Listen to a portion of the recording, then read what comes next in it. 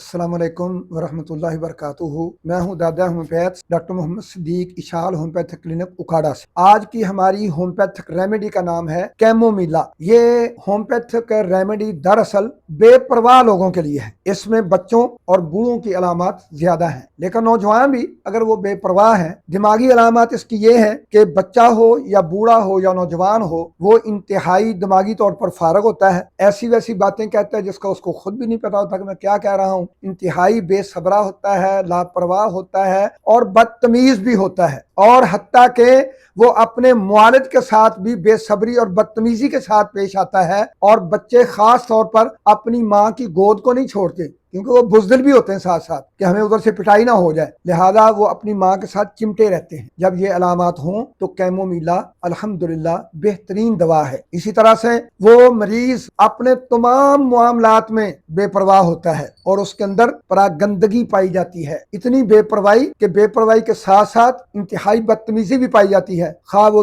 दिमागी अलामत का मरीज हो, खा वो मैदे की अलामत उसके अंदर हो, अंतड़ियों की, शिकम की, जिगर की, जोड़ों की, हड्डियों की, पट्ठों की, कोई भी अलामत उसके अंदर हो, वो बीमारी को तो टेंशन लेता ही नहीं ना, सीरियस समझता ही नहीं है, और इसी तरह से उसकी बीमारी और ज्यादा बढ़ जाती है। वो फिर दिमाग तक अप्रोच करती है। तो जब दिमाग भी बीमारी में इन्वॉल्व हो जाए और उसकी अलामत बदतमीजी, बेपरवाही, लापरवाही और बेसब्री तक पहुंच जाए, तो कैमोमिला अल्हम्दुलिल्लाह अक्सीर का हुक्म रखती है। तो इसको हम 30 में इस्तेमाल करवाएंगे, 200 में बच्चों के लिए इस्तेमाल करवाएंगे, और बच्चे भी अगर खानदानी ऐसे हैं तो उनको जरूर 1 MCM भी इस्तेमाल करवाएं, ताकि उनके खानदान में ये अलामत खत्म हो जाएं। और बूढ़ों को खास तौर पर, क्योंकि वो पुराने मरीज हैं, उनको 1 MCM ही इस्तेमाल करवाएंगे। तो इंशाअल्लाह अल्लाह रब्बुल इज्जत ऐसे तमाम मरीजों को शफाए कुल्ली अनायत फरमाएंगे। अस्सलाम वालेकुम रहमतुल्लाहि व बरकातहू।